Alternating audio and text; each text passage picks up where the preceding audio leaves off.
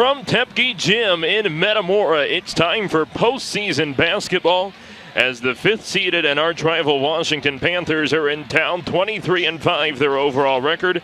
Taking on, of course, here Metamora Redbirds, the 3-seed in the subsectional with an overall record of 22-4. So you like the Metamora-Washington rivalry, huh? Well, it'll happen for a third time tonight. Washington victorious in both regular season meetings by a 33-32 score here in Tepke Gym back on January 4th. And then the Panthers basically blew out Metamora in the regular season finale back on February 8th. That was a 48-30 final score, but as everybody says, it's the second season and obviously a narrative that a lot of people talk about, especially when you're looking at a regular season sweep, is the narrative that it's hard to beat a team 3 times. But gosh darn it, this would be a good team that could potentially beat the Redbirds 3 times if they're not careful. And Washington regarded as one of the dark horses, you could argue, throughout the entire 3A class, and that's just a testament to the strength of the LaSalle Peru sectional. One of the other matchups to watch tonight should be tipping off alongside us. I'm not sure where they're at schedule-wise, but Morton and Richwoods is the second semifinal over at Peoria High, so that should be an intriguing matchup. And then the other, I guess, matchups to watch, looking at the rest of the field, Galesburg, LaSalle, Peru could be a tricky result, as well as maybe Ottawa, Rock Island, and then, of course, our game. But other than that, I think it's pretty much heavy favorite on heavy favorite, or heavy favorite on heavy underdog. Notre Dame beating Dunlap by, I think, exactly 30 in the preceding semifinal, and obviously our game coming up here in about 3 minutes. Geneseo a heavy favorite over Streeter, Dixon a heavy favorite over Sterling, and Peoria High a heavy favorite over Limestone. And conveniently, as you would think the seeds would work out, the first semifinals all heavy favorites. The second semifinals should be pretty exciting matchups. Obviously, to a degree, especially if you're a Redbird fan, you've flushed away that regular season finale in Washington, but it will be interesting to see how things pan out based off of that game. One thing I talked about in the post game, and even in the moment during that broadcast, was Metamora had a halftime buzzer beater from Elena Redgate they weren't able to capitalize on in terms of momentum. They had a third quarter buzzer beater from Kayla Pasha they weren't able to capitalize on in terms of momentum. So if they're able to utilize those moments and actually turn them into good runs, we'll see what happens. Obviously, Washington's going to be hungry to complete the full season sweep, I should say. And I was actually talking with, I can't remember. It's one of the players, either Claire Mcdougall from Washington or Katie Krupa from Morton, just kind of talking about the landscape of the conference postseason.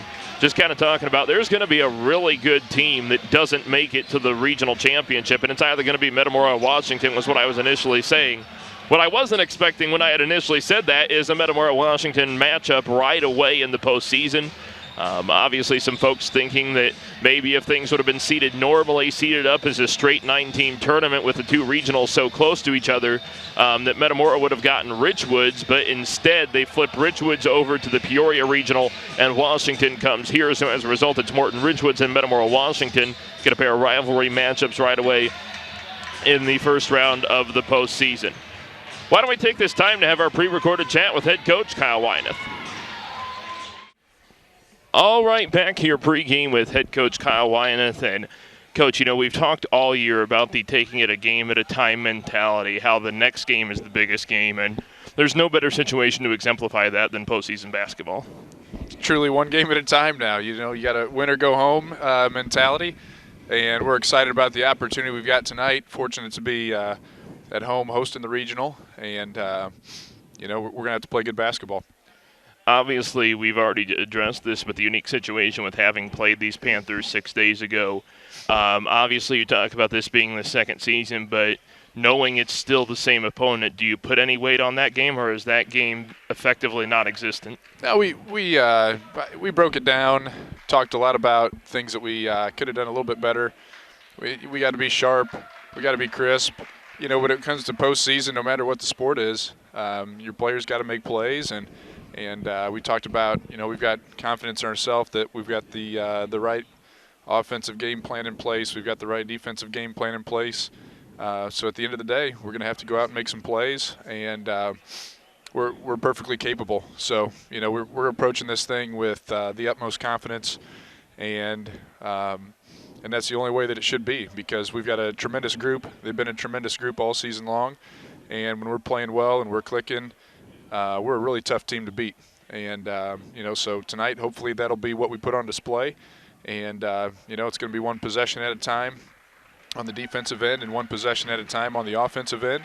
And, you wouldn't want it any different. But then it'll be a fun atmosphere with it being a rivalry game, but also, hey, some seasons on the line. So we're prepared, and I've been telling them since Friday I'm ready to play it. I sure bet. And let's talk a little bit about how things match up. And I think even though she hasn't been the leading scorer yet, but we still start with Claire Mcdougall. So far, knock on wood, you've been able to hold her under double digits in every meeting. But that doesn't mean she could have a breakout game here at the start of the postseason. What do you think has been the difference to have her locked down and keeping her in those single-digit range? It's a team effort. We've thrown Brooklyn at her a little bit, Elena at her a little bit, Lane and Kayla in there a little bit. So we've got some length and do some things that try to maybe bother or disrupt. And we're going to try to continue to do the same thing that we've done all year long. We haven't approached them defensively really any differently than we have anybody else. Just like, hey, we're trying to go out and play really good team defense. And we've been a really solid defensive team all season long. I think one of the things to think about there is we've got to be able to score, probably in the upper 30s or get into the 40s. And in both times we've played them, we've had the opportunities to do that. We just haven't made enough plays. And so it's not that we're struggling for opportunities. We've had meaningful looks, just got to take advantage of them and, see where that takes us. Obviously, this will be your head coaching postseason debut. Do you draw on anything from your postseason experience, either as an assistant coach or even as a player, in terms of the pregame talk to the girls before they take the floor tonight? Yeah, I think you pull from past experiences, whether you're a player, whether you're a coach, whether it's football, whether it's basketball, whether it's track. I told the girls, late last week, we've got a locker room full of kids that have been highly successful all across the board. They've been in postseason situations and pretty much everything that they're involved in. And so, that helps. It's not like we're sitting here tonight and we're like, hey, you know what? This is the first ever postseason game we've been in. They've been in big games. They've been in big moments. And tonight we just want them to be in the moment and execute as well as we can. And be ready to go. It's one of those where it can be easy to get ramped up for. I told them today when we were walking through before we left, which was, you can't play, coming off the Super Bowl game last night and watching, you can't play the Super Bowl, 26, 27, 28 times a year. And that's why we try to approach the games the way we do in terms of one at a time. And we try to prepare really well for all the games that we're going to play. But then you get to the postseason, it's a little bit different. And things get amplified and magnified a little bit more. So we're going to have to be at our best when our best is needed. And from tonight moving forward for us, we're going to need our best effort. We're going to try to have to play our best game every single night out. And, whether we accomplish that and it's in a win, or whether maybe it's not our best game and it's still in a win, that's what we're trying to do is put our best foot forward. Just got to go 1-0, right? That's correct. Trying to leave here tonight 1-0. Number one factor to beat the Panthers and avenge the regular season sweep. Do you go back to something you've already said, or maybe bring up something new? It's probably going to come down to the two things that we've kind of focused on all year, really. Number one is going to be how well can we defend, and then number two, can we put the ball in the basket and take advantage of the opportunities and be in the moment, seize the moment here in our home gym, and put a few more points up there. Because if we can do that, maybe get out to a little quicker start offensively, it changes the complexion of the game in terms of when you're playing with the lead versus when you're playing catch-up. And so, we'd like to be right in the mix as long as we can, but we'll just see how things develop. But I've got the utmost confidence in this group to be able to come out tonight and get it done. I do have one final question for you. Might end up being a repeat, but what is that final message before the girls take the floor for the postseason? Do you go back to what you were saying in terms of what you draw from, or is there any maybe different spin of the message before they head out there? I got a few things in mind, and it'll probably be one of those. We'll see what comes out in the moment. I don't have it too scripted out right now. It's another one of those deals where I was talking to somebody earlier today, and I'm like, trying to keep things as normal as possible. We're not going to win the game at 4:30 in the afternoon when it's not played till 7:30, and so we'll start to get ramped up and those types of things all in good time. But I got a few things that I'll put on them a little bit, but at the same time, it's the same old routine. We want to come out, we want to get ourselves warmed up, and when that thing jumps, we want to be in a great situation, try to go get a win. Hopefully we can get that little old Metamora to get a postseason W. Sound like a plan? 100% correct. All right, let's talk to you afterwards, Coach. Good luck. Thanks. Back here in Tepke Gym, again, rivalry matchup in the regional semifinal. 5-seed Washington, 3-seed Metamora. All on the line here, a trip to the regional championship on Thursday to play 2-seed Peoria Notre Dame, who again blew out Dunlap by 30 points in the preceding semifinal. And boy, the Irish really on top of their game defensively. Obviously, that's something that when they're at their best, if you follow the Peoria area for girls basketball, you know that's how they're at their best. And obviously the offense was rolling pretty well today as well. But again, if the Irish are on top of their game defensively on Thursday, regardless of who comes on top in this matchup, that's going to be priority number one, I think, is how they counter the Irish defensive effort. Normal home and away setup with Metamora being the higher seed, albeit just by a mere 2, and kind of furthering my point on how strong this sectional is. Washington a 5 seed, and you look at some of the other sectionals and some of the other 5 seeds, and you think, well, they're not that good.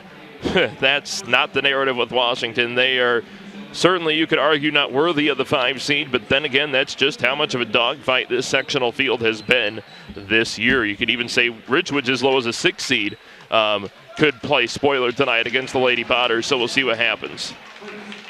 They're going through the starting lineups right now. I would presume that both teams will send out their normal starting 5. And as I look down there, it appears to be the case for Washington, so that meaning Claire Mcdougall, the 6-foot junior guard, who Metamora has held to single digits in both meetings this season, but don't expect that to last too much longer. Georgia Duncan, 6-foot senior guard, the just shy of the Panthers' leading scorer in the series this year. She's got 20 points. Lucy Wilson, 5'3" senior guard, has not scored in the Metamora series this year. So she'll look to reverse that tonight. Carly Vaughn was a problem in the second regular season meeting at Torrey Gym. 5'7" junior guard, 22 points on the series and scored 17 in that game in Torrey Gym. And rounding it out with Addie Kimler, 5'10" junior forward, who has 11 points on the season series. Metamora about to be introduced to their home crowd. And Metamora hosting the regional for the first time since 2018 when, guess who they played? Washington for the regional championship. So obviously that matchup in the grand scheme of things means nothing more so than the meetings this year. So you take it with a grain of salt.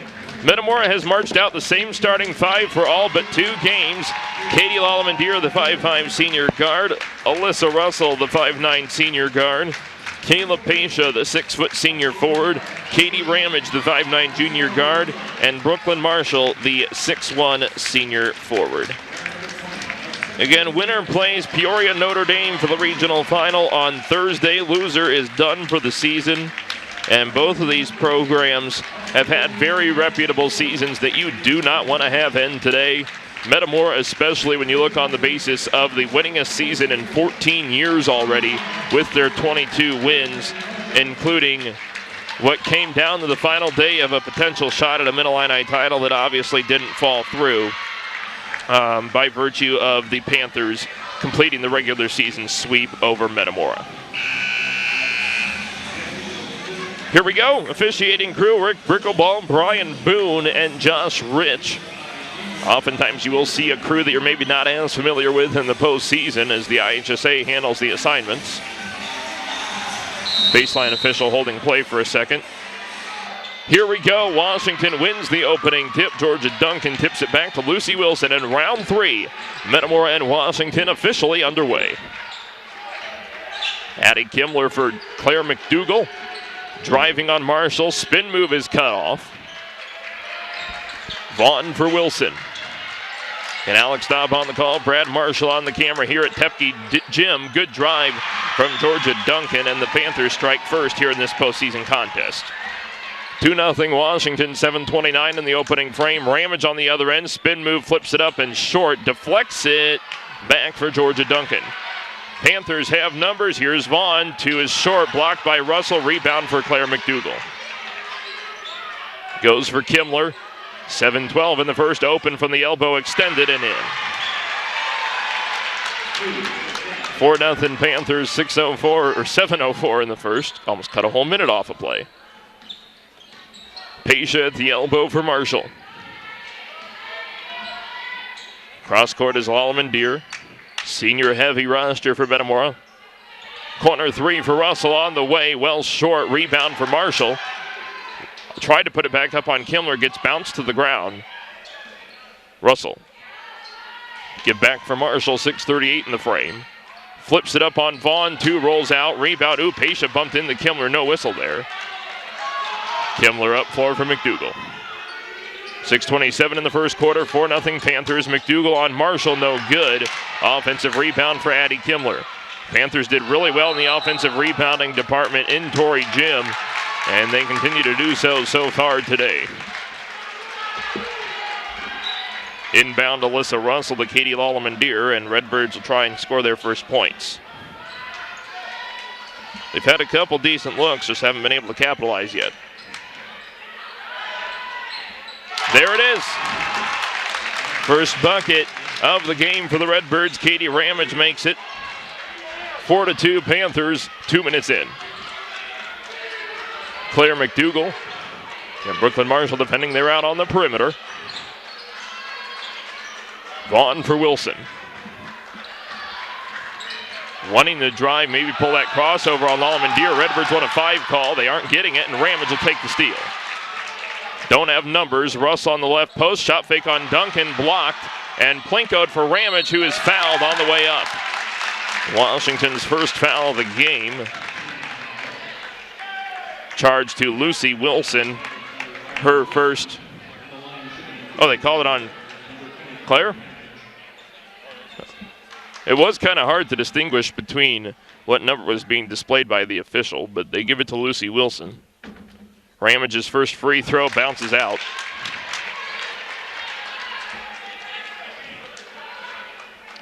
Did go 3 of 4, did Katie, against these Panthers last game. Second free throw on the way and split it. Katie's got her first 3 points, 4-3 Panthers, 5:29 in the opening quarter. Georgia Duncan looking for options, has Vaughn cutting up top. She did that well against us the last time, and she does it again. 7-3 Washington, 5:14 in the first. Marshall, good spin move on Mcdougall, a lot of contact for no whistle, and the Redbirds throw it out of bounds. Turnover with 5:07 to go in the first quarter, and the Panthers in front 7-3. Remember, Mcdougall played a lot of that game on February 8th in foul trouble, ended up committing 4 fouls by game's end. Most of those, if I'm not mistaken, were in the first half. I think she went into halftime with 3 of them. She drives there on Brooklyn Marshall, draws that, and Brooklyn will get called for her first, team's first. And Claire Mcdougall will go to the line to shoot 2. Claire only attempted 1 free throw in the most recent meeting. It was on a 3-point play in the first quarter. First free throw on the way, bricks it off the back end, no good. Again, Mcdougall, the Bradley commit. Only a junior, so has 1 more year in the Middle Illini Conference, and that one is good. 8-3 Panthers, 4:48 in the first quarter. Russell up for Lallemand-Deer. Handoff deflected from Mcdougall, goes to Pesha. Right baseline for Marshall, has space on Kimler, takes it and misses it. Rebound for Mcdougall. Vaughn drive and kick, wide open. Duncan got it. 30-second timeout called by Metamora, and this is not how you want to start a postseason game. Redbirds call a 30 at 4:24 here in the first quarter. And again, Katie Ramage a 2 and a free throw, the only scoring so far. And Washington, on the other hand, scoring aplenty. Lucy Wilson, the lone starter that has not scored for Washington. And again, we mentioned that Wilson is scoreless for the series. But obviously the Panthers as a whole playing a good game so far.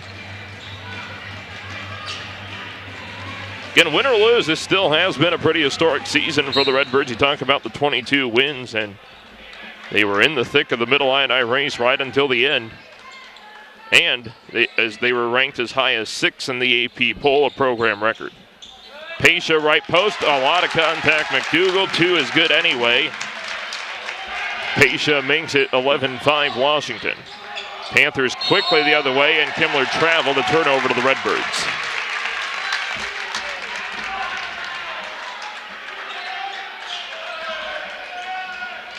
Decent student section for the Redbirds. Panthers counter fairly well. Their Panthers have a few less students, but still fairly good representation considering the student representation this year as Russell hits the corner 3. 11-8 Washington, 3:41 in the first.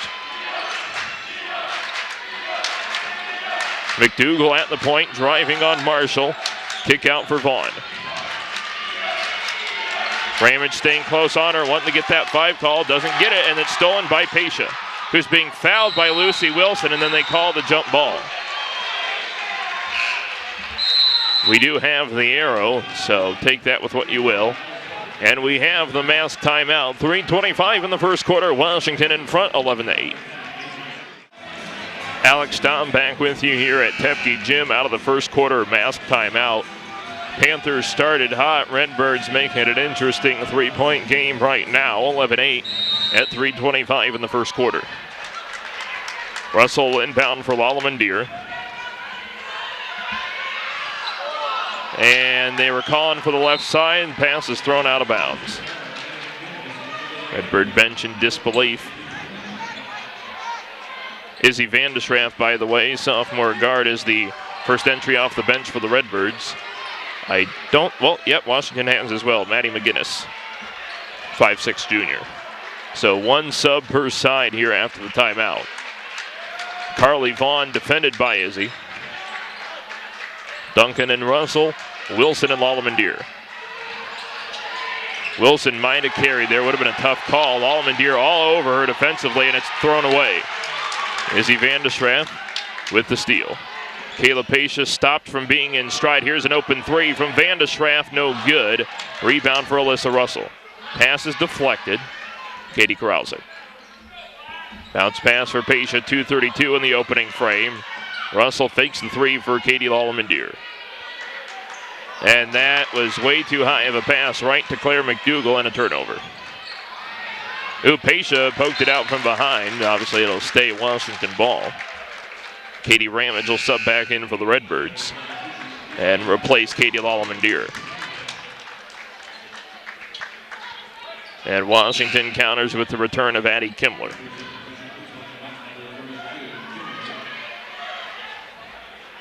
11-8 Panthers, 2:19 in the first. Inbound is for McGinnis. Finds Kimmler. Again, the Redbirds staying pretty tight defensively here in the opening quarter. McGinnis for Mcdougall. 2 minutes in the first. Give is for Duncan, wanting that lob pass. It could have worked. It deflects. They say off. Either Pesha or Marshall will stay Panther ball. Lane Jackson in for the Redbirds, 5'9" junior. This will be the first minute she gets in the Washington series. She did not play in either regular season game. 1:55 here in the first. Inbound Duncan for Mcdougall. Easy drive there on Pesha. Reverse is good. 13-8, 1:44 in the first.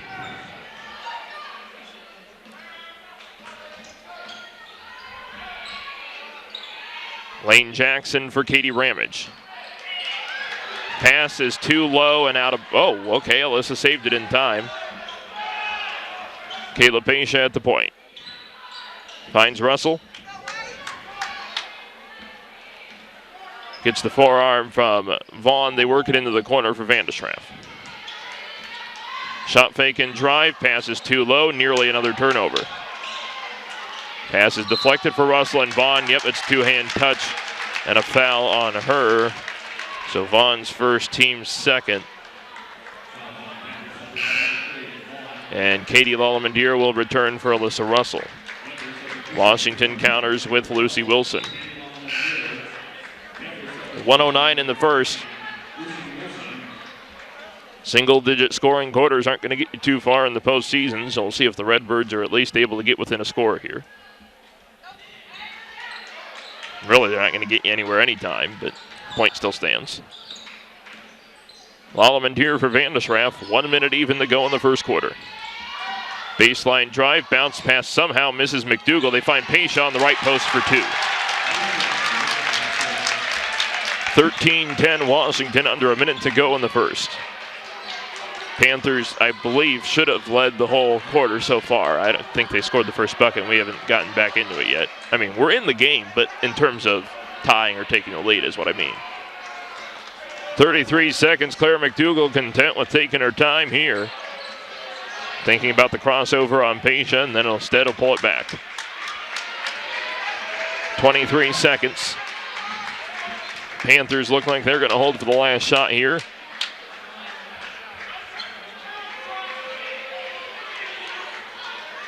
And here they go.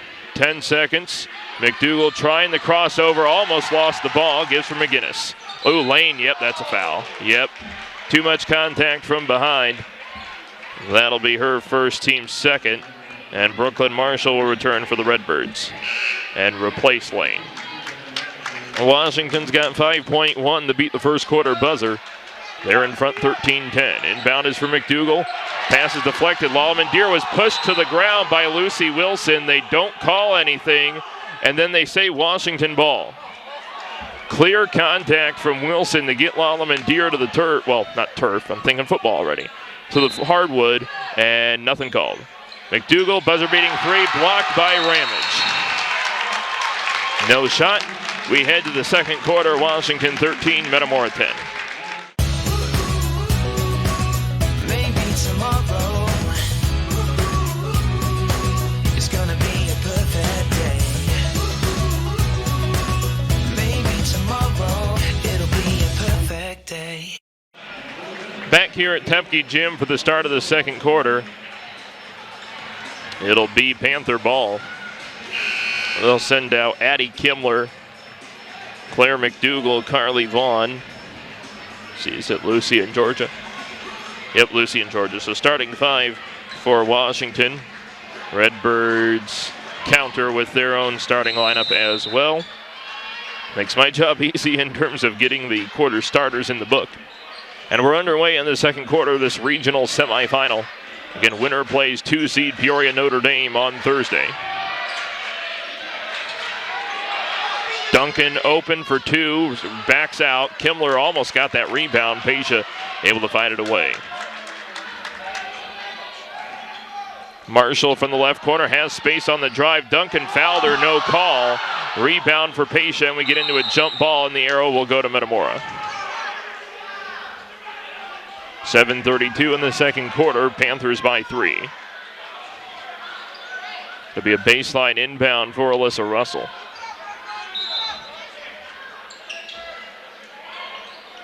Not a lot down low, goes up top for Pesha. Pushed in by Mcdougall. Here's a three from Russell, no good. Rebound Pesha. Deflected, in trouble underneath, throws it for Lalamandir. Redbird somehow able to reset out of that. 7:17 in the second quarter. Pesha fakes inside. Ooh, they could have gotten called for a travel there. 7:06 in the second quarter. First quarter score stands of 13-10 Washington. Ramage bounce pass for Marshall. Turnaround two on Kimler is too strong. Rebound for Carly Vaughn. Vaughn on the drive, gets contact on the way up, and they'll say on the floor. Foul is charged. Katie Lalamandir, her first, team's third rather, and a baseline inbound for Mcdougall. Gets it in for Duncan, 6:50 until half. Tough pass, could have called a foul maybe there. But again, been a little inconsistent in the early minutes. McDougall for 2, no good. A lot of contact there. Kimmler 2 is good. 15-10 Washington. Redbirds quickly move the other way. Russell open 3 ball on the way and no good. Rebound tips Kimmler right to Pesha. 2 is good. Kayla, 6-point first half. She's up to 872 for her high school career. The soon-to-be Parkland College volleyball signee. Her signing's actually tomorrow afternoon, I believe.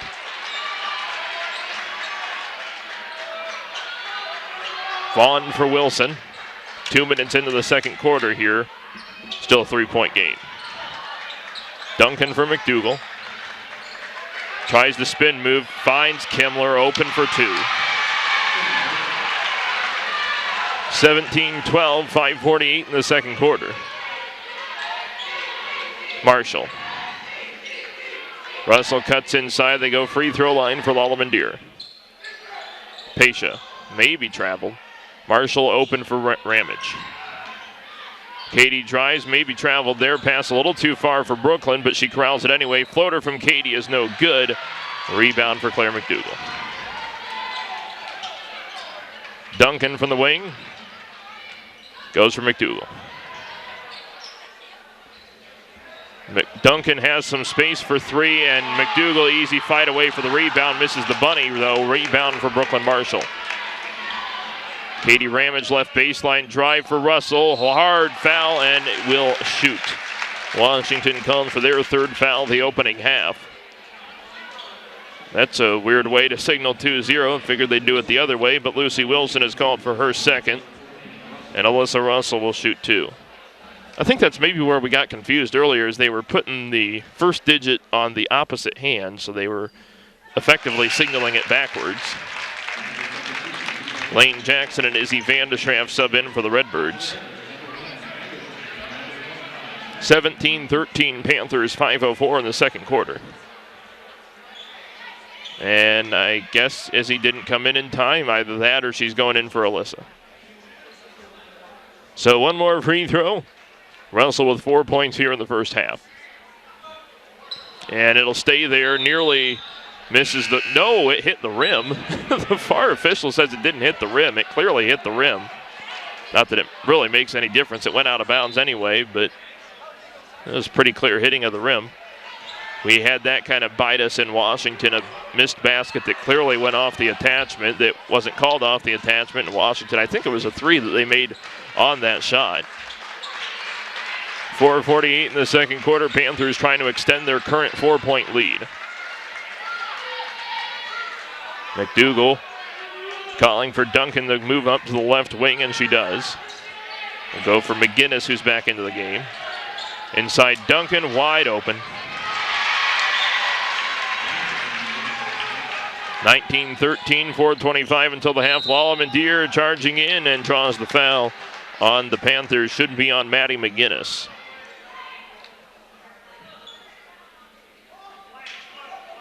Yep, that'll be her first, team's 4th. And they don't say shooting. It must have happened the nanosecond before she went up in her shooting motion. Be a baseline inbound for Russell to Ramage. Across for Jackson. Thought about taking the 3. Porter Russell driving in. Could have called for a travel baseline. Jackson, 2 is good. 19-15, 4:06 until the half. Duncan nearly stolen. Lalamandir and McGinnis, and they say last off McGinnis as it goes flying into the stands.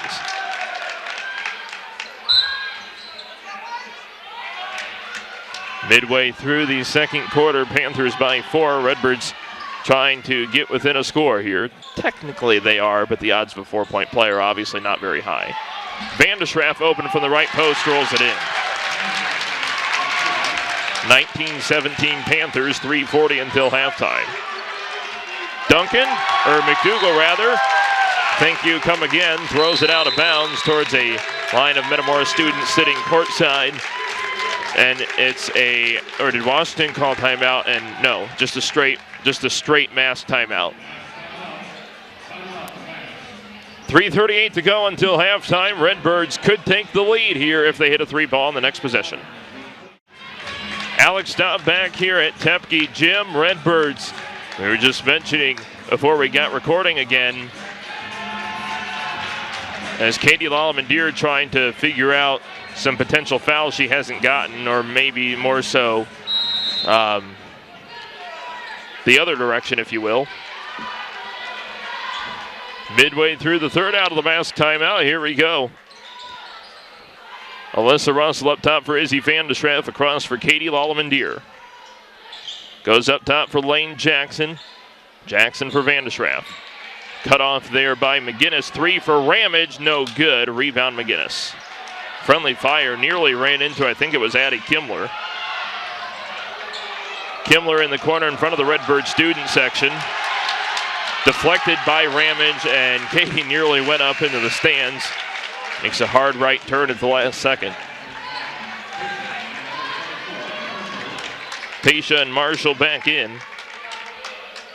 Again, we mentioned in the last broadcast against these Panthers that neither team typically would go very deep. I think the meeting here in January, both teams only used 7 players. 2:55 until the half. A lot of contact there. We'll take it, though. They credit the steal. Pesha on Duncan. 2 is good. We got a tied game. 19 all, 2:42 until halftime. And again, the Redbirds have not led since the game in January 4th, that being specifically in the Washington series. Obviously, they've led since January 4th overall. McGinnis, 2:24 until halftime. Again, tied game here. Here's Kimler driving on Pesha. Spin move. Doesn't get it to go. Rebound for Pesha. Redbirds go for their first lead. Lalamandir drive and kick. Here's a big corner three, but not before they call the charge on Katie Lalamandir.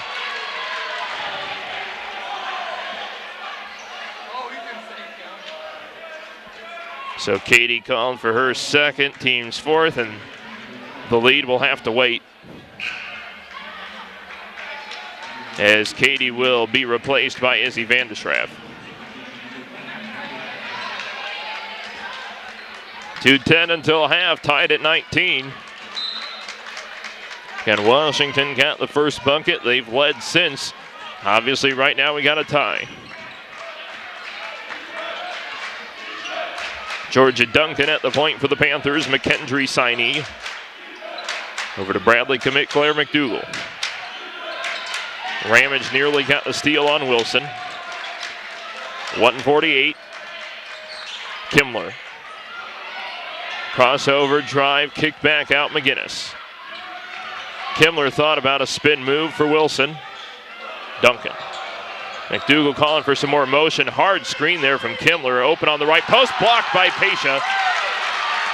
And she'll take it in as well. Russell from the left wing fakes out McGinnis, draws contact on Mcdougall, no whistle. Rebound deflects back to Duncan, who traveled, and somehow no whistle on that situation. Wilson up top for Mcdougall, over to McGinnis. 1:09 until halftime. Kyle Wyneth wanting an explanation there at the bottom of your picture. Kimler from the baseline, no good. Rebound Ramage, and there, thank you very much.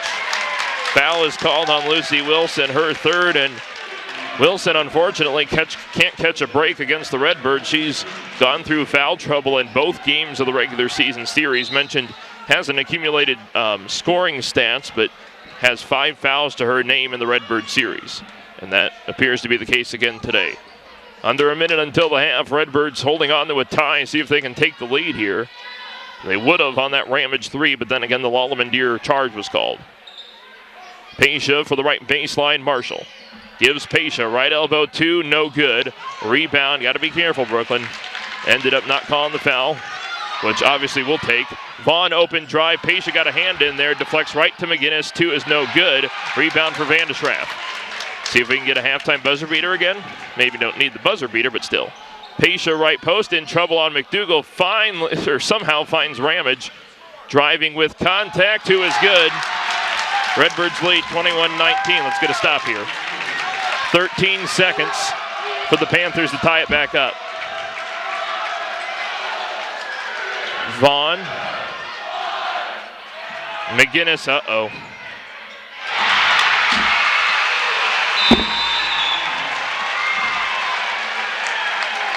Maddie McGinnis makes the three, and Panthers head into the halftime up 22-21.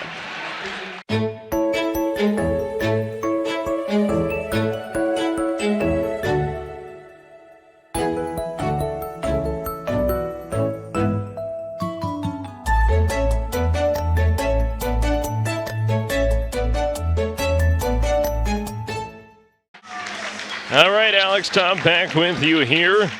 Redbirds have 16 minutes to get it done. And currently down 22-21 after the Maddie McGinnis halftime buzzer beater. It'll be Panther ball to begin the second half as well. They go with a slightly different lineup. Claire McDougall, Maddie McGinnis, Georgia Duncan, Carly Vaughn, and Addie Kimler. So Lucy Wilson with the 3 fouls will sit out the first part of the second half. Metamora goes with their starting lineup: Lalamandir, Russell, Pesha, Ramage, and Marshall. McGinnis on the drive for Duncan. Floater over Lalamandir is airballed out of bounds. It'll be Metamora ball. 7:43 in the third quarter. Panthers in front, 22-21. Alex Staub on the call. Brad Marshall on the camera here from Tepke Gym. Marshall inside for Russell. That might be, off of McGinnis. And just to note, as I know these games do air in Washington, in the event that the Panthers do advance, even though the games do also air in Washington, we will not be broadcasting the regional final in the event that Metamora falls tonight. Off the deflection, it's a steal for Maddie McGinnis. Carly Vaughn for Georgia Duncan. Driving baseline, might have traveled, no call. Addie Kimler spin move on Pesha, 2 is no good. Rebound Pesha. 7:13 in the third. Here's Pesha coast to coast on McDougall. A lot of contact, no call there as well. Officials letting things go here in the opening minute so far. McDougall baseline drive, extension on the spin move, 2 rolls out, rebound from Lalamandir.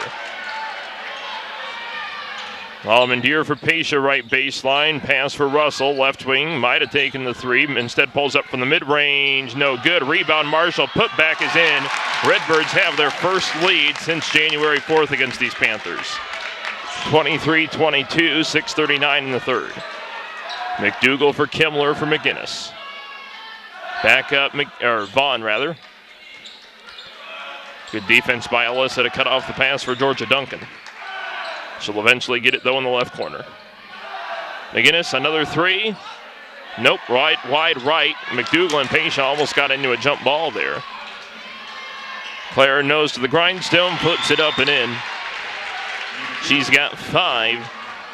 Panthers back in front, 24-23 at the 6:06 mark. Russell could have taken the 3. Spins it off for Lalamandir. Ramage spin move on the drive with contact, no good. Rebound Kimler. And Panthers will try to extend that lead they got back. Again, 24-23 Washington, 5:49 in the third. Duncan for McDougall. We'll take that. 2-on-1. Lalamandir for Ramage, left post. Lot of contact, and she'll shoot.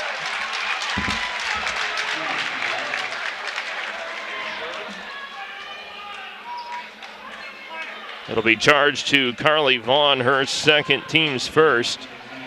And Katie Ramage will shoot 2.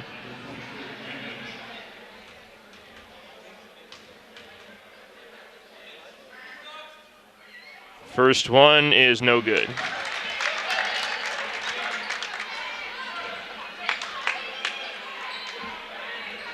(24-23) Panthers with the 5:38 mark of the third. Second one, got that one and split them.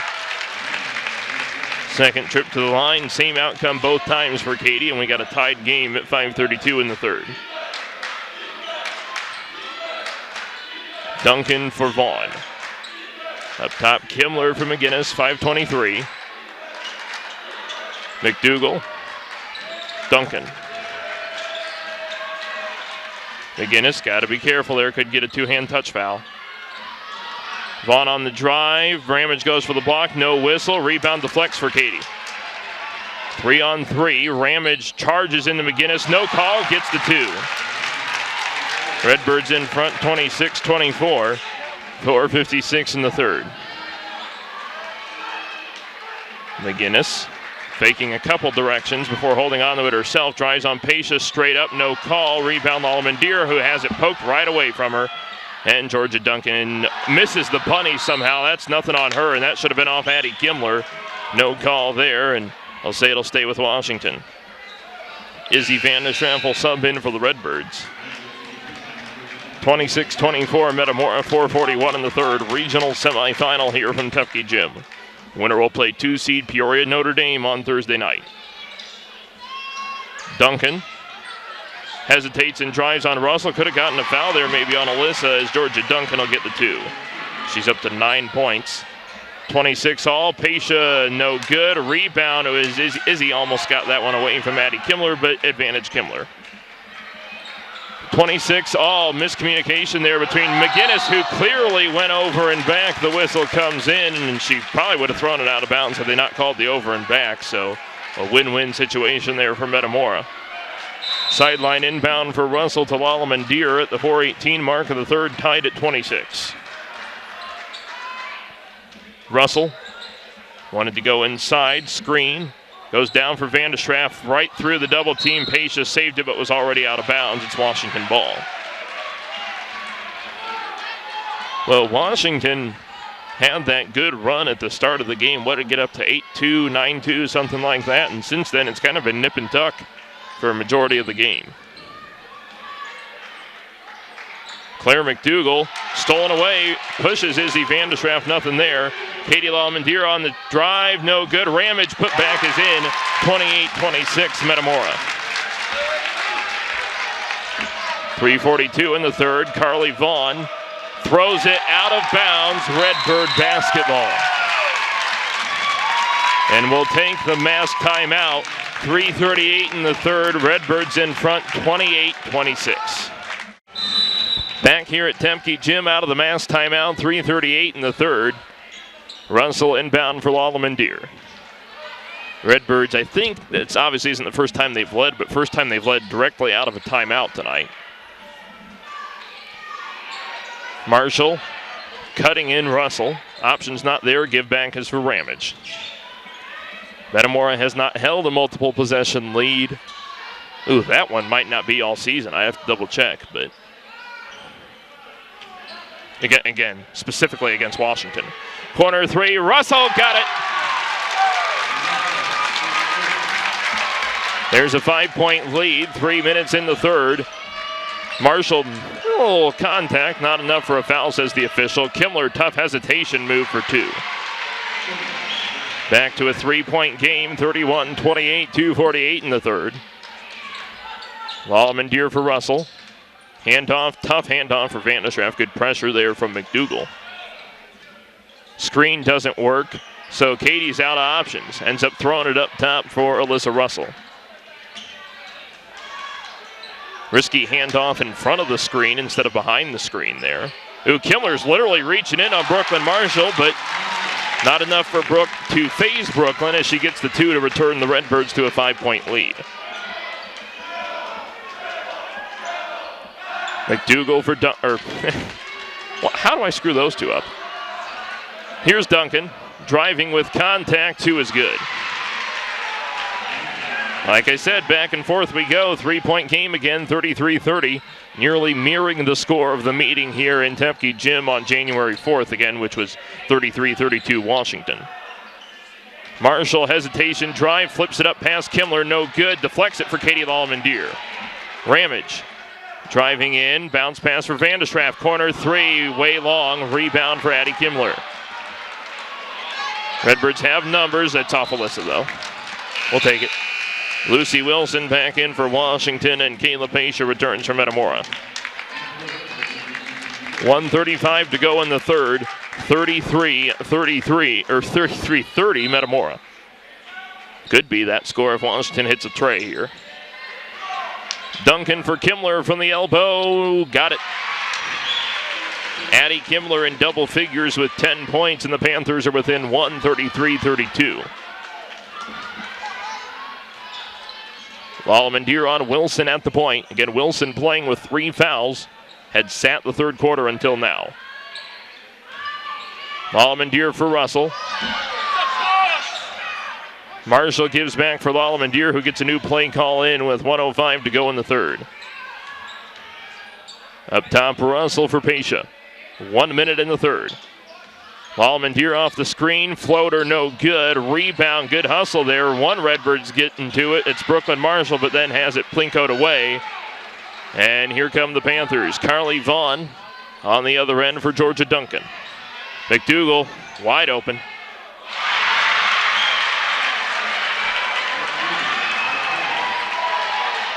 We seem to leave the Panthers open at the worst possible times. 35-33. Marshall for Lallemand. Redbirds seem to be content with holding for the last shot. We'll see what they get up here. Down to 16 seconds in the third quarter. Panthers by 2. On a miniature 5-0 run, if I'm not mistaken. Pasha for Russell for Vandeschraft. Down to 6 seconds. Lallemand for Marshall. Driving inside mid-range on Kimler is good.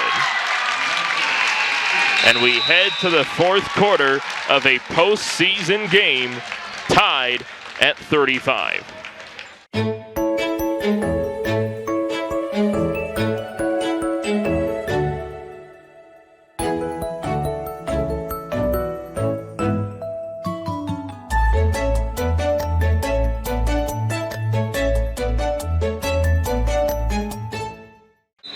Alex Tom back with you here, and how fitting. Postseason game, the Metamora-Washington rivalry. We head to the fourth quarter. No leader. 35-35. That'll be Redbird basketball. Redbirds will send out their starting 5. Katie Lallemand, Alyssa Russell, Kayla Pasha, Katie Ramage, and Brooklyn Marshall. And I believe the Panthers have their starting 5 out there as well. Mcdougall, Duncan, Wilson, Vaughn, and Kimler. Marshall, handoff for Lallemand. Working around for Ramage. Pull up just inside the arc is good. Redbirds get the first basket of the fourth quarter, 37-35. Addie Kimler for Lucy Wilson. Carly Vaughn, Katie Ramage as close as she can be within rule parameters. Mcdougall, got contact on the way in. That'll be a reach-in foul before the shot. Charge it to Brooklyn Marshall. That'll be her second, team's first. I hope I don't eat my words here, but for the most part, been a pretty cleanly called game. Addie Kimler handoff for Claire Mcdougall, and we're going to get a jump ball. Good hustle from Brooklyn Marshall. Arrow is to Metamora, or to Washington, rather. Kind of like the Super Bowl last night. Not very flag heavy. I think they had said there were only 2 flags per team headed into the fourth quarter, and of course, as you know, the refs got flag happy at the end of the game. Mcdougall on the right post for 2. I was kind of rooting for the Bengals, root for the underdog. Although Joe Burrow would tell you otherwise. Pretty evident that Cincinnati was the underdog. Lallemand to the hoop, 2 is good. 39-37, Redbird, 6:45 in the fourth. Redbird student section making a little noise. And easily the best student representation Metamora's had all season. They actually haven't really had a truly defined student section except for a couple games, so that's great to see. Vaughn for Mcdougall. 6:28 to go. Redbird coaches noticed something. Mcdougall's going to get the 2. And for the first time in her career, Claire Mcdougall has scored double figures against Metamora. Kind of hard to believe that stat when you think about it. Russell lost the ball on the drive. 39-all, 6:05 in the fourth quarter. Kimmler back for Wilson. 4 is the play call in from the Panther bench. Kim Barth and Matt Brayman both signaling it. Ooh, they have the lob pass from Mcdougall. A little late there, but Claire's, misses the bunny. Rebound for Brooklyn Marshall. Have the advantage there. Can't give her that as easy as that sounds. Lallemand-Deer driving. They call the foul on Lucy Wilson. That one I'm not a massive fan of, but Wilson is going to get called for her 4th, team 2nd, and Katie Lallemand-Deer will have a chance to give the Redbirds another lead.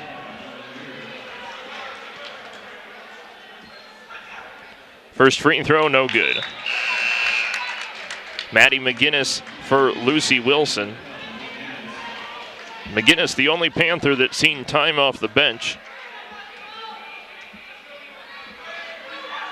Lallemand-Deer misses them both. Rebound, Pesha put back with contact, no good. Rebound, Kimmler. We stayed tied. 5:34 in the fourth quarter. Kimmler could have gotten called for a travel there. Spin move on Pesha. Another spin move, 2 is short. Rebound, Pesha. KP a little bit of contact as well. Obviously, nothing rendering a foul. Russell drive, baseline pass for Pesha. Marshall for Russell. Left wing 3 ball. Got it. Alyssa Russell for 3, 42-39. Full timeout, Metamora, with 5:10 to go in the fourth quarter. But we are far from done yet, folks. Again, 42-39. What Washington have against us the first time? 48? I think, or the second time, I should say. 48-30, I think.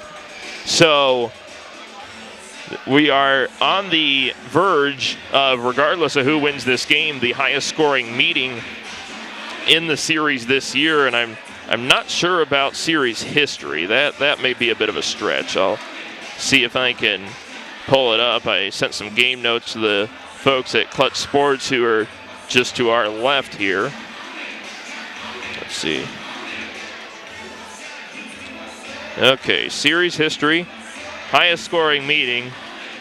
We're at 81 right now. 103 is the highest scoring meeting in series history. You go back to the 17-18 season when the Panthers won 55-48. Ironically, also that was the regional final.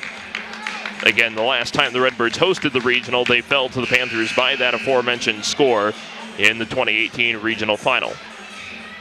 Again, winner will get 2 seed Peoria Notre Dame on Thursday, and the winner of the regional overall heads up to LaSalle, Peru for what most likely will be AP number 1 Geneseo. And no disrespect to their regional, but frankly, it's a little bit of a cakewalk compared to this regional.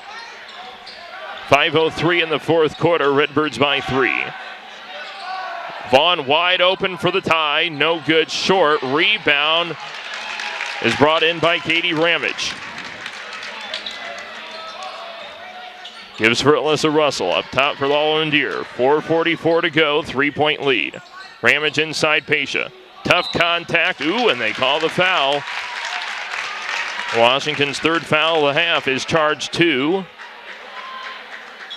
Carly Vaughn. So now 2 of their starting guards, Wilson with 4, Vaughn with 3 in terms of fouls. 4:41 in the fourth, let's throw it in. Gets it in for Katie Lallemand-Deer, a little bit of contact from McGinnis, no foul. Russell wanted the corner 3, that was probably plan A. 4:33 to go, up 3. May as well be tied at this point, doesn't lead not a whole lot of cushion at this point. Russell nearly double teamed. Marshall almost lost it. 4:16 to go, up 3 still. I mean, you don't say, Alex. Nobody shot the ball since you said that. 4:07 in the fourth quarter, Redbirds by 3. Inside is Marshall. Tough move on Kimmler. Almost 3 in the key. They don't call it, but they do call a 4th team foul on Washington. This one is on Claire Mcdougall, her first foul of the game. And Brooklyn Marshall will shoot 2.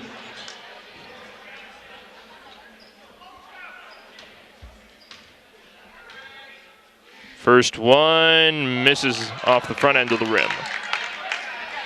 Redbirds, Brooklyn makes this one a multiple possession lead at the midway mark of the fourth. Brooklyn, no good. Rebound Kimmler, Washington can tie it with a three, again exactly at the midway mark. Vaughn floater, Mcdougall charges in there and draws the shooting foul from behind.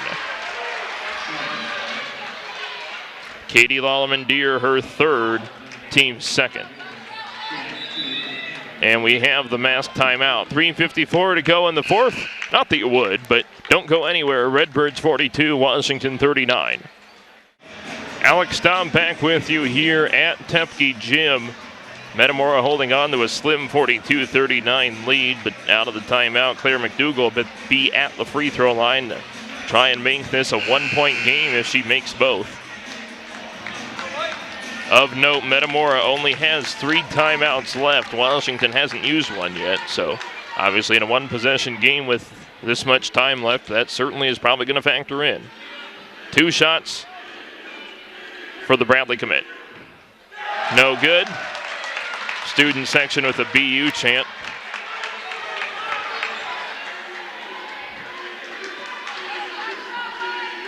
Of course, I'm indifferent, being the PA announcer for Bradley.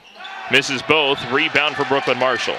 I've always kind of told Claire, like as a Bradley announcer, but also Metamora broadcaster, like if she could have a great game and the Redbirds win, I'm in a perfect situation there. 3:40 in the fourth quarter. Tough defense from Mcdougall there. Baseline is Lallemand-Deer. 3:33 to go. Redbirds by 3. Marshall. Pasha. Ooh, Katie. Pasha smiles a little bit. Katie, get out of the way, she says. Something like that, of course. 3:20 to go, 3-point lead. Ramage with the extension. Washington, a little bit of a groan from their faithful. 3:10 in the fourth. Redbirds probably content with using up as much clock as they feasibly can. Down to 3 minutes, up 3. Pasha, watch the contact from Mcdougall there. Lallemand-Deer with 2:52 to go. Russell. Panthers, you can tell, getting flustered defensively, forced to come out nearly within foul range, if you will. Ooh, Pasha could have gotten called for something there. They don't call it. I think she was the one that bumped Wilson down, if I saw that right. Marshall. Thought about driving in and traveled. 2:30 to go, 3-point lead of Maddie McGinnis for Carly Vaughn.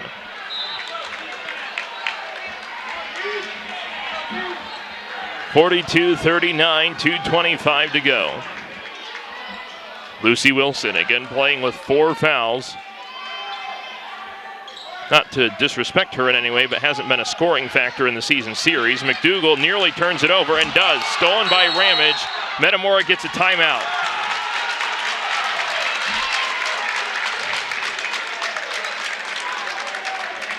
They call a...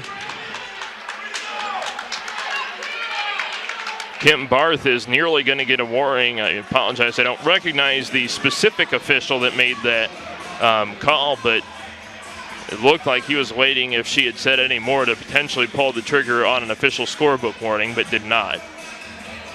Metamora calls a full timeout with 2:12 to go in the fourth quarter. Again, with this stage of the game, why don't we do a game reset? 42-39, Metamora your score. 2:12 in the fourth quarter.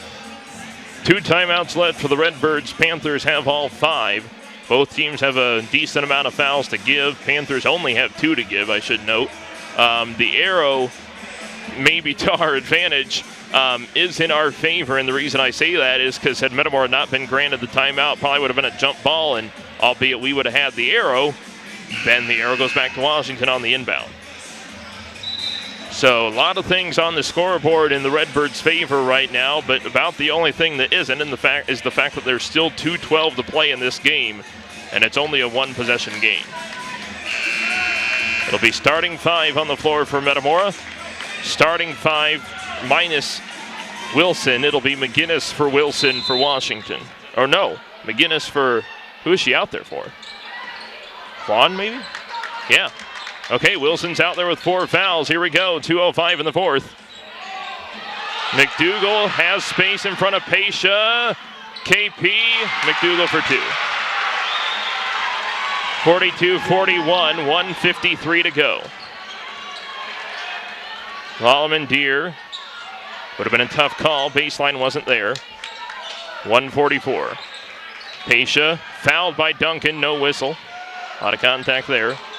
Ramage. Bounce pass for Russell. Give for Pasha. Ooh, go in there, KP. 1:27 to go, 1-point lead. Lallemand Deer for Ramage. Ooh, drive it in. Oh, we have the space to drive it inside there. Ramage for Russell. Fouled by McGinnis, no call, and then they call that.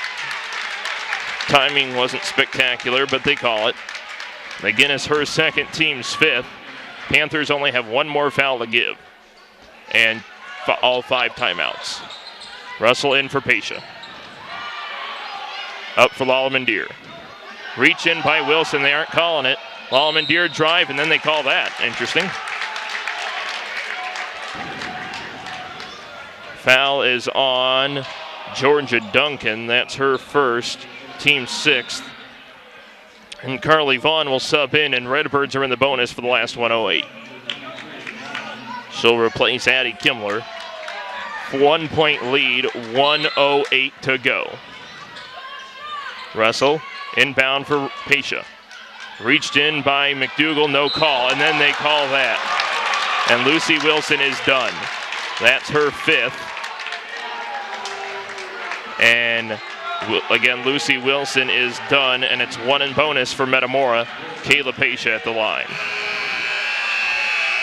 Addie Kimmler will replace her.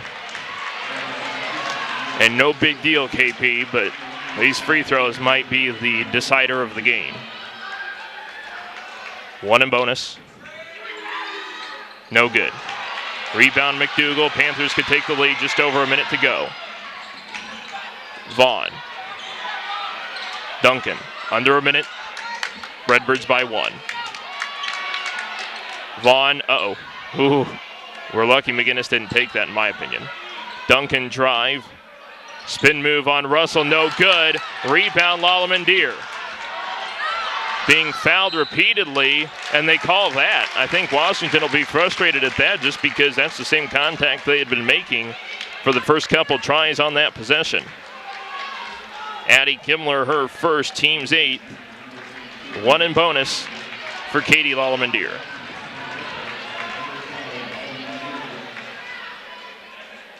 Deep breath.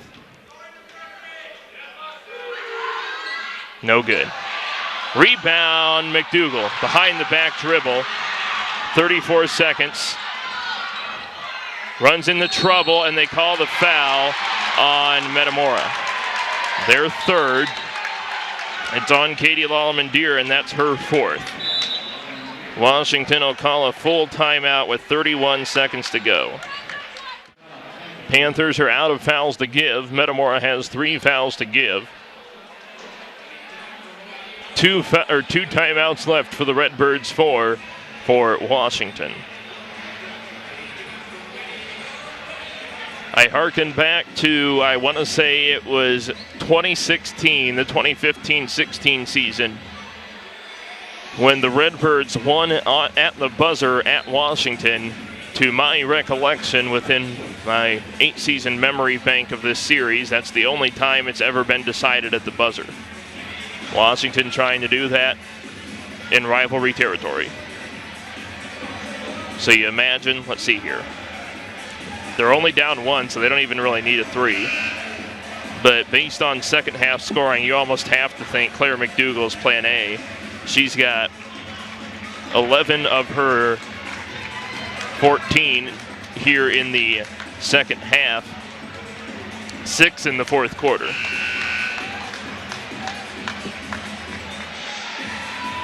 Defense. Kind of obvious, but defense. Defense, defense, defense. 42-41 Redbirds, 31 seconds flat on the clock. It's Georgia Duncan on the inbound. Deflected. McDougall able to gather for Addie Kimmler. Across for Carly Vaughn. 23 seconds. Vaughn. Tight defense from Katie Ramage. Timeout Washington. Full or 30? Full or 30. I saw Brayman signal a full, and he does. 17.1 to go.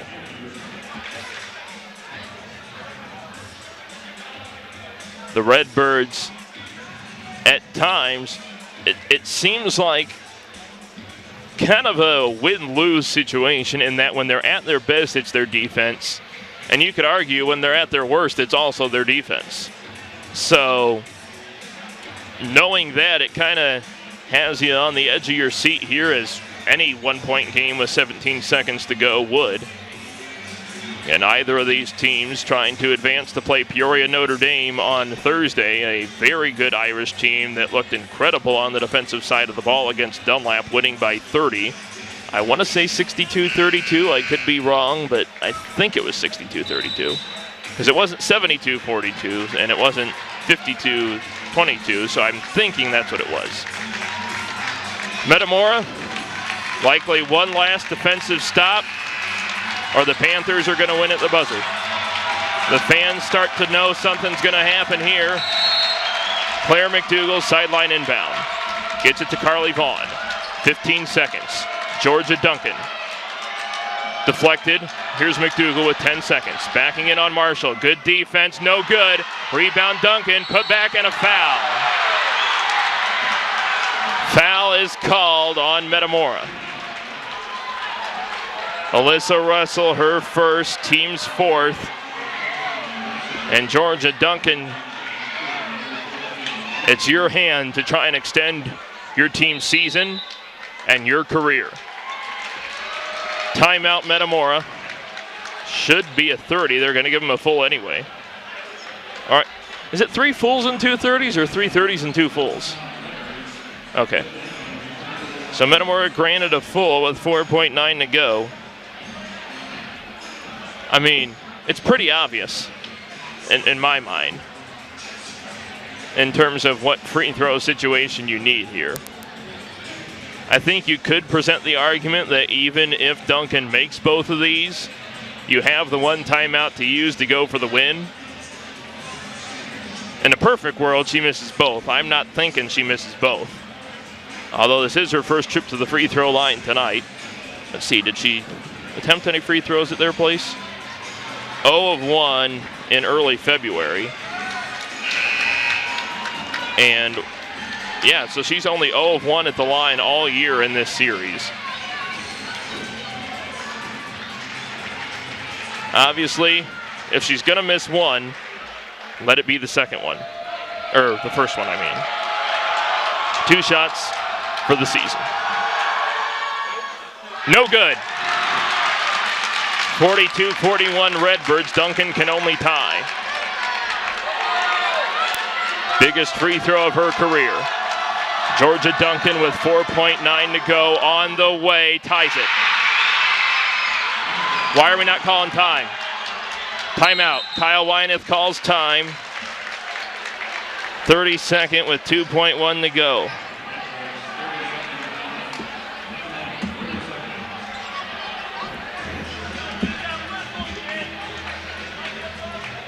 .1 to go, 42-42. Redbirds have made 3 threes in this game, all Alyssa Russell. So you would imagine, like I was saying with Claire McDougall, if you want to go 3-ball, Alyssa Russell's probably your route. In terms of second half scoring, 2-pointer wise, either Ramage or Marshall, both of them have 6 second half points. But in reality, somebody just get it in the basket. I wouldn't like overtime, but if that's the card we draw, as long as we're winning at the end of overtime, we'll take it. Washington will counter with a 30-second timeout.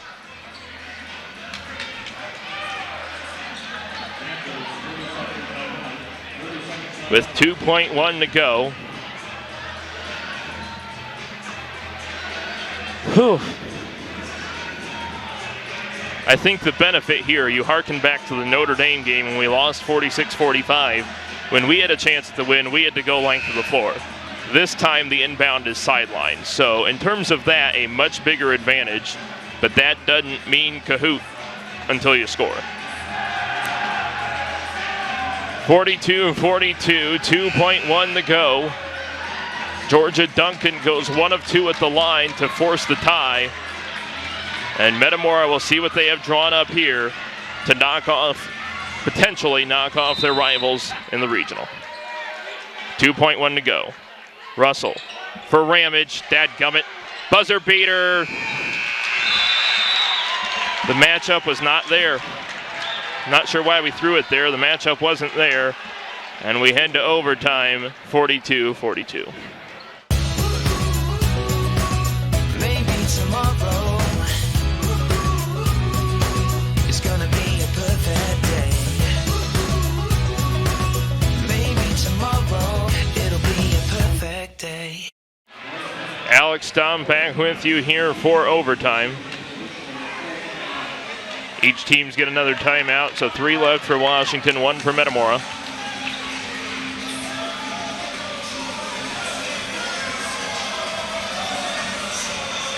(42-42). It will take more than 32 minutes to decide who wins the 3rd chapter of this rivalry.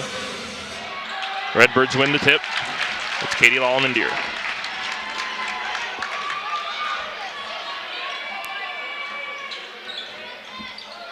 Again, Redbirds' desperation buzzer-beating attempt from Katie Ramage did not fall. 4-minute overtime. We're at 3:40.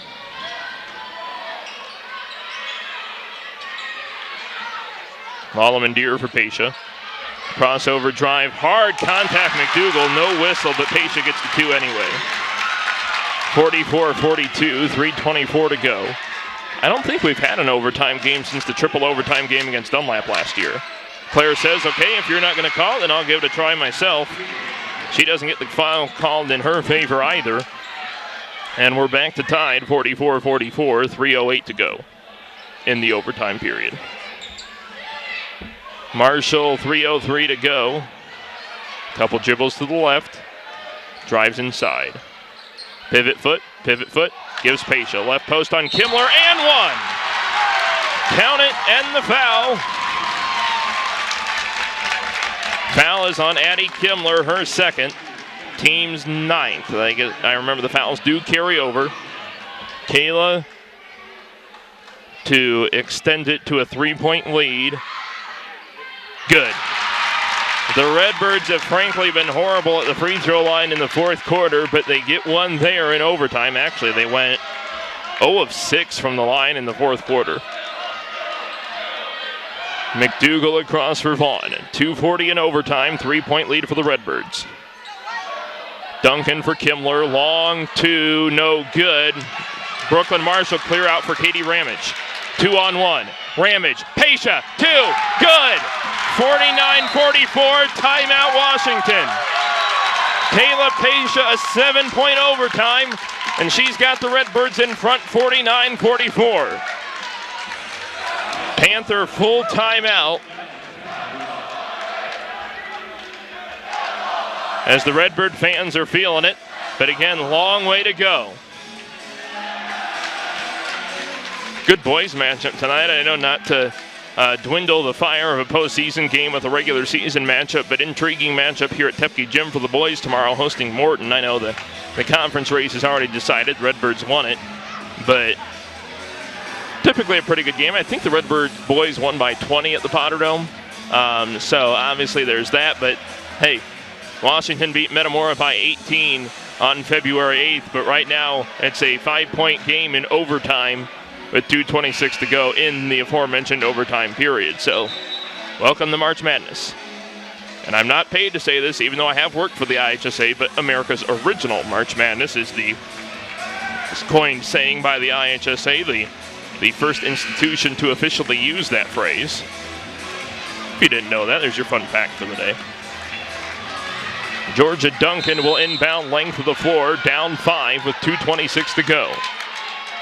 Certainly nothing the Panthers aren't capable of in terms of making this 5-point comeback down to 0. Redbird's just got to step up defensively. Vaughn for 3, no good. Kimmler put back and 1. Told you. Fouls on Katie Lalamandir, and she is fouled out. Her 5th, team's 5th. And Izzy Vandestraff will replace her. Redbird fans will give her an extended round of applause, but also hoping this is not the last we hear from Katie Lalamandir for her career. 1 shot for Addie Kimmler.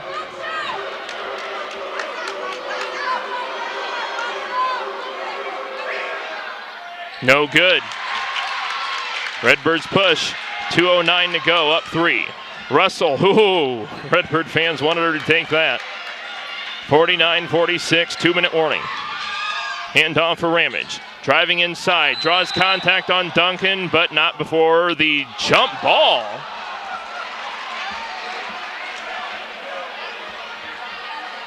Well, that's an interesting call. I was thinking it was either going to be a travel or a foul. Jump ball was one of the last things I was thinking of. 1:54 to go. Washington can tie it with a 3 ball, but plenty of time left. Don't necessarily need to play for a 3. McDougall driving kick, open 3. Vaughn, no good. Rebound deflects. Who's it off? Metamora. Hands up, talk, says Kyle Wyneth. Hands up and talk. 1:43 to go. Redbirds up 3. Baseline inbound, Vaughn for McGinnis. Once more movement, isn't getting it. Trying to draw the 5 count is Izzy Vandestraff. She doesn't. Passes for McDougall. Low match up there with Marshall, who might have given her a little bit of a shove. McDougall, 1-point game. 49-48, 1:23 in overtime. Vandestraff driving kick for Russell.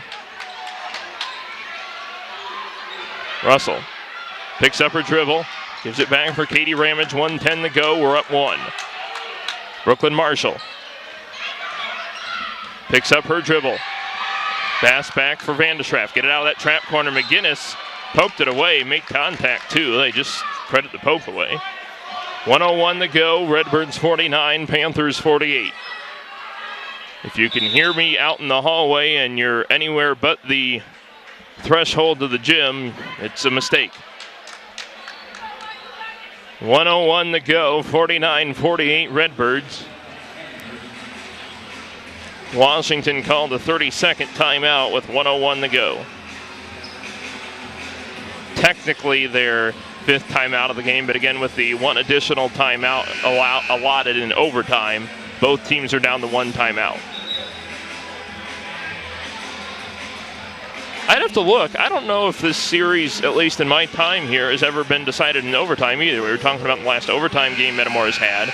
I don't know the last time this series has been decided in overtime. Claire McDougall, I don't know, it looked like she was trying to get a peek at the whiteboard. Thankfully, Kyle Wyneth had most of it erased by the time she was peeking into the huddle. 1:01 to go. Redbirds have the 1-point advantage.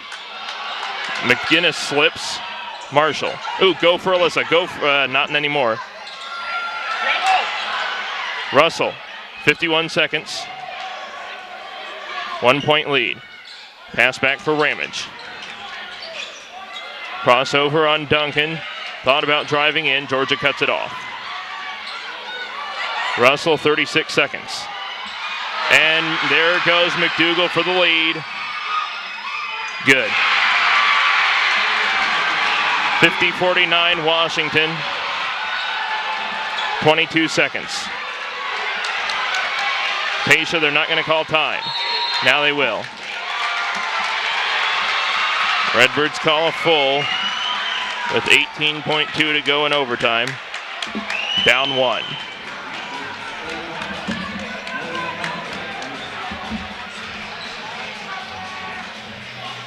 (50-49) Panthers. Claire McDougall, a 6-point overtime. It's actually, well, minus the 2 from Addie Kimmler, been Claire McDougall versus Kayla Paisha. 6-point overtime for McDougall, 7-point overtime for Paisha, and then the 2 from Kimmler. That was Metamora's final timeout. It comes down to this. 18.2 to go. If you're Washington, you definitely can't use the foul as an option because, for one, it'd send Metamora to the line while losing, and two, it'd be double bonus, so Metamora could potentially turn the score to 51-50 if they were to make both. Against Metamora's final timeout, the Redbirds do also have the arrow. The only thing really not in their advantage right now is both the game clock and the score. Redbirds break their huddle, as do the Panthers. Redbird ball. They tried to draw up one buzzer beater at the end of the fourth quarter. It failed. They have a chance at redemption here at the end of overtime, but this time they're losing. Van de Schraff in for Russell. 15 seconds for Ramage. Bounce pass Marshall. Kick out Van de Schraff. 11 seconds. Van de Schraff driving, kick for Pasha, nearly lost it out of bounds, 7 seconds. Inside Marshall, threw it out of bounds. Now we got a foul. We got a foul, and we got a foul quick.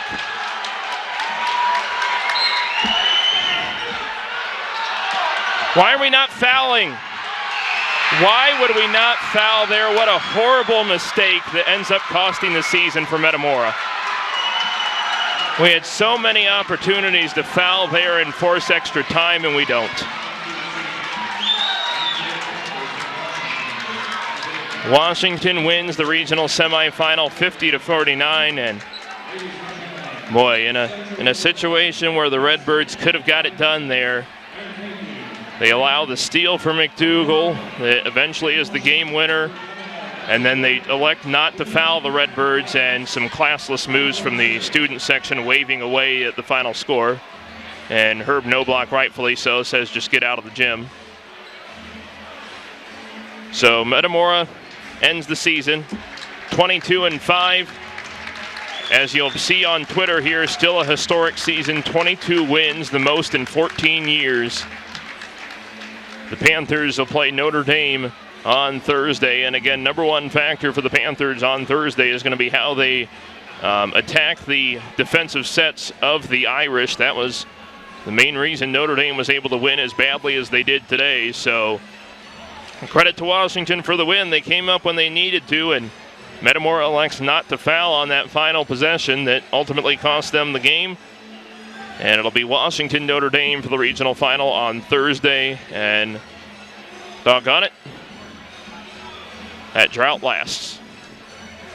2010, the last regional final. For some reason, we've had so many good teams over these years. 18-19 was a good year that I thought we could have won it. Ended up having to go to Morton in the regional. 21-22 this year, definitely could have won a regional. And the sectional decides to have probably the best overall season in recent memory for Peoria area girls basketball. And again, the final, Washington 50, Metamora 49. We'll see if we can get Coach Wyneth. But if not, we'll be sure to come back on and sign off for one final time this season. Softball season, not too far away. I think the first game is like March 15th or something like that, so just over a month from now. Practice hasn't started yet, I don't think, for spring sports, but obviously that's a little sooner than that. I think it has started, okay. So 50-49 Washington. Will be back hopefully with head coach Kyle Wyneth. If not, we will be sure to come back and sign off for one final time this season. Again, the final, Washington 50, Redbirds 49. We'll be back with definitely end of the game stats and hopefully Coach Wyneth as well. Back here post-game with head coach Kyle Wyneth, and the program has been so close so many times, and I said this before I went off the air. Just couldn't get it done right down to the final possession. Yeah, you know, one play away if you think about it. But I've been telling this group all season long, I'll take them against anybody. Best teams in the area, whether it was Washington, whether it was Peoria Notre Dame, whether it was Morton, whether it was Peoria High, whether, you know, we'd see Geneseo down the road.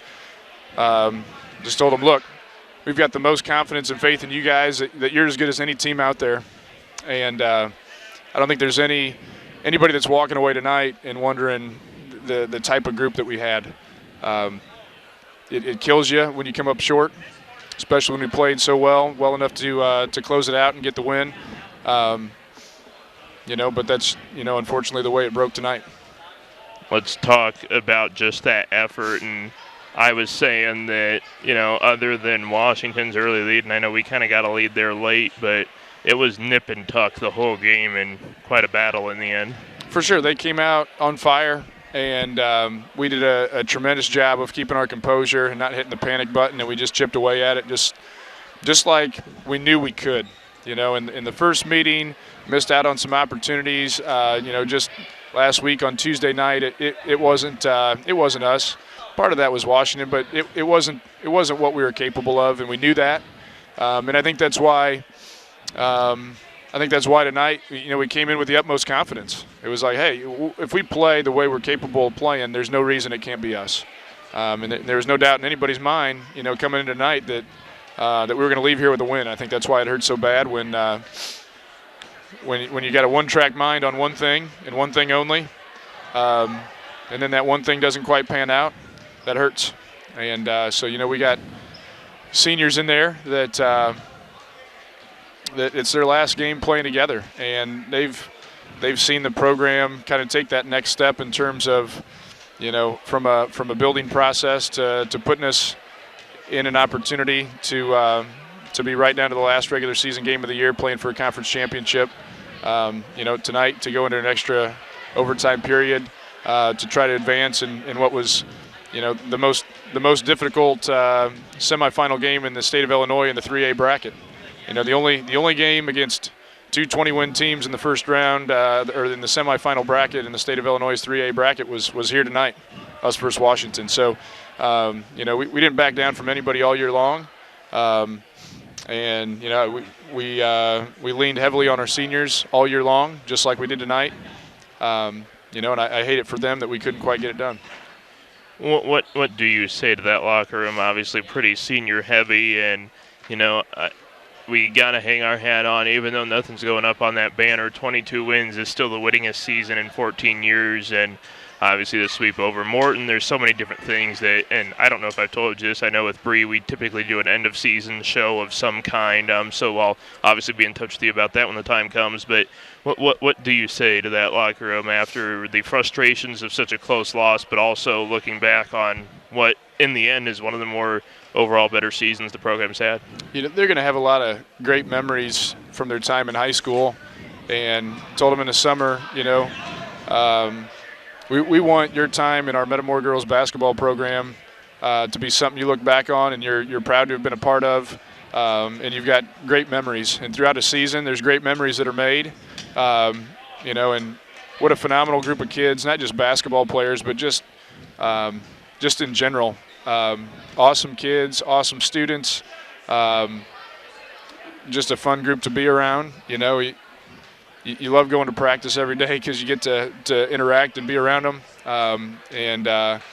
So I think that's the tough part is, you think about trying to win a regional and you're never looking ahead, but you're always planning ahead. So you're already thinking in terms of, all right, what do I got to do on Wednesday and Thursday to make sure we're ready to go for Thursday, on Tuesday and Wednesday to make sure we're good to go for Thursday. And so as you start kind of mentally planning, I think that's what hits the most is tomorrow when it's like, hey, you know what, we're not going down to the gym to suit up for practice. We might have a team meeting or something, but it's just not quite the same. And just proud of those seniors, for giving a new coach a chance in their senior year. They responded well all season long to what we asked them to do. And, when you think in terms of sometimes it doesn't always go that way.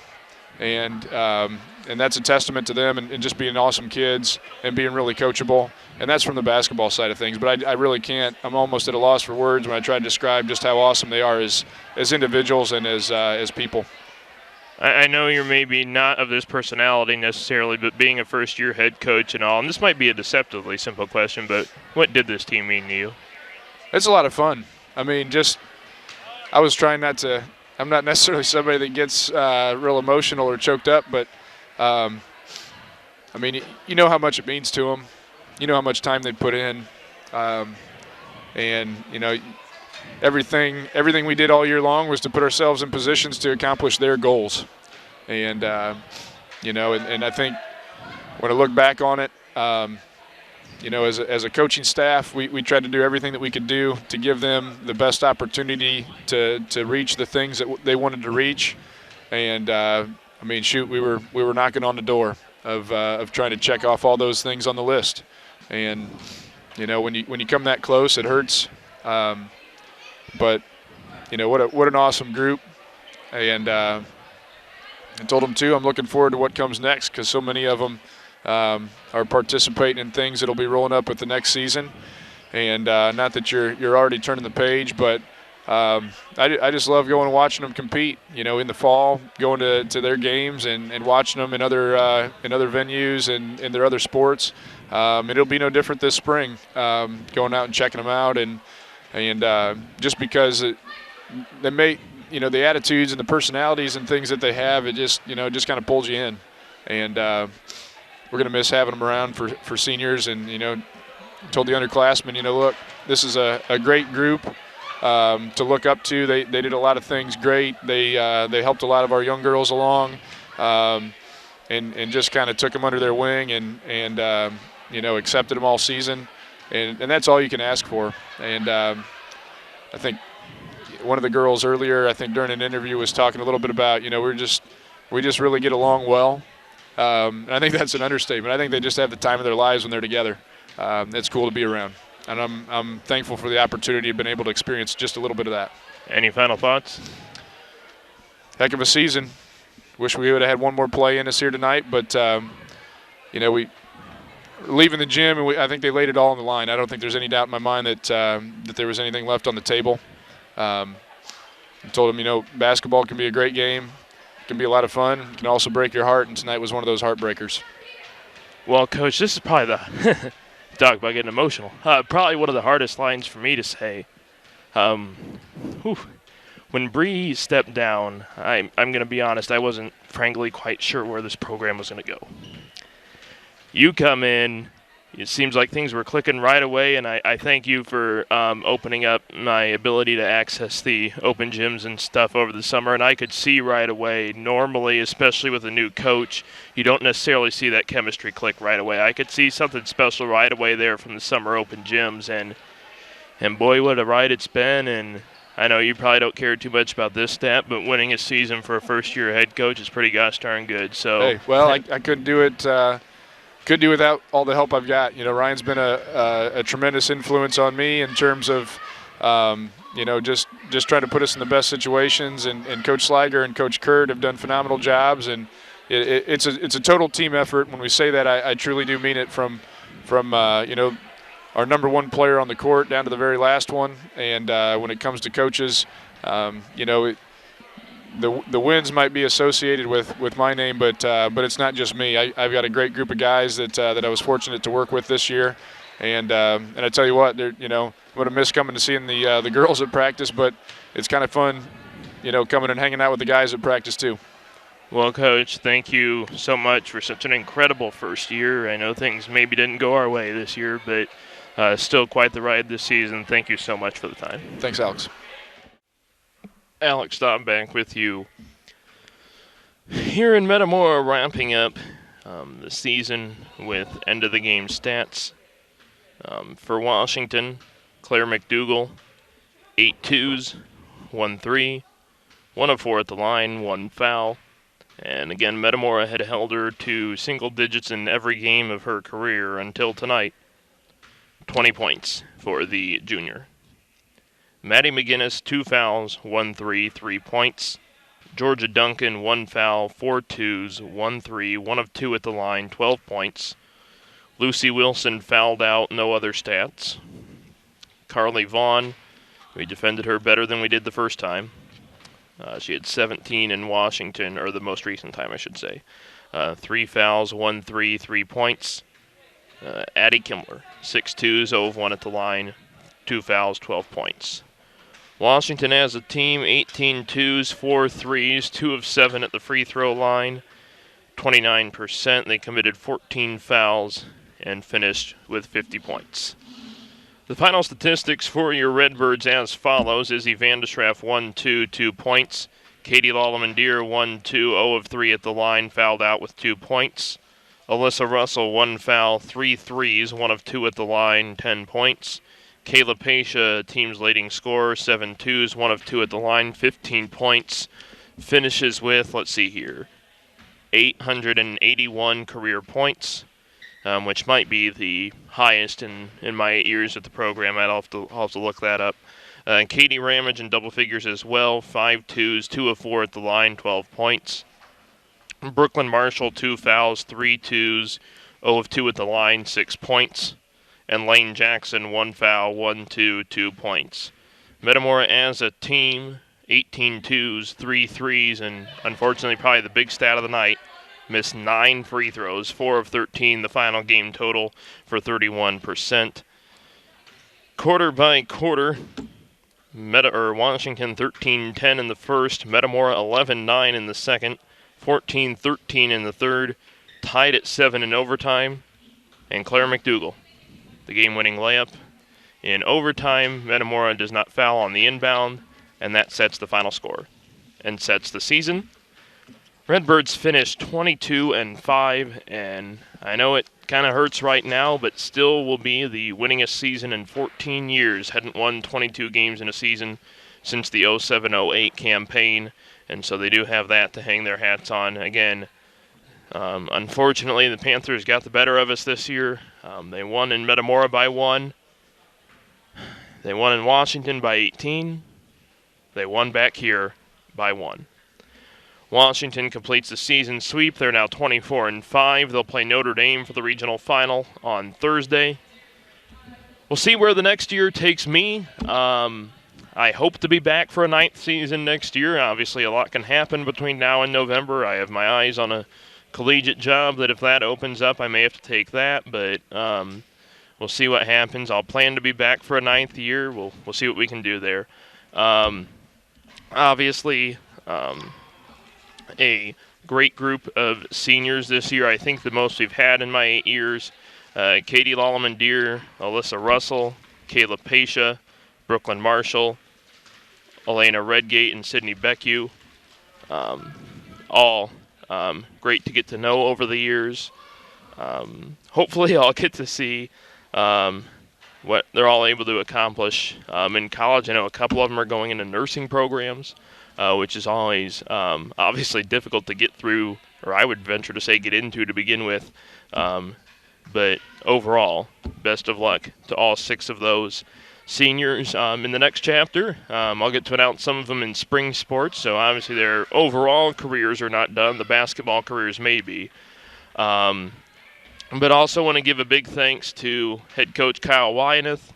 As we mentioned in my post-game interview with him, accomplished quite a lot for a first-year head coach, and credit the great group that he's had this season, and made it quite a ride. You can tell the girls like playing for him, and obviously quite a good coach. And we thank him for all his contributions in his inaugural season.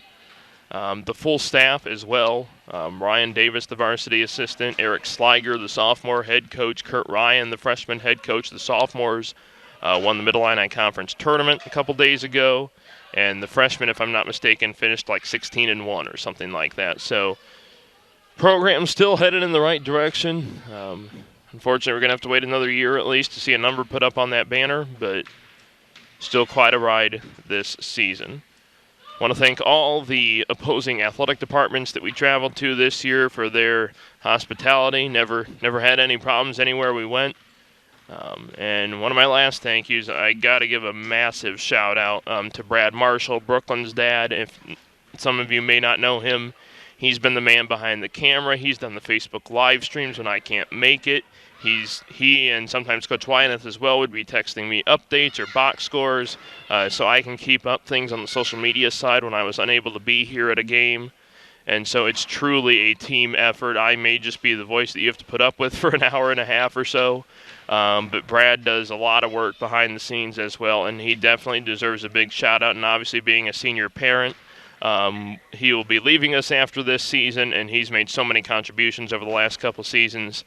And we'll see who we can have in his shoes next year. Maybe another senior parent may have to do an interview process. That'll be fun, huh? But obviously Brad has meant a lot to me in these broadcasts over the years, so he definitely deserves a big shout out as well.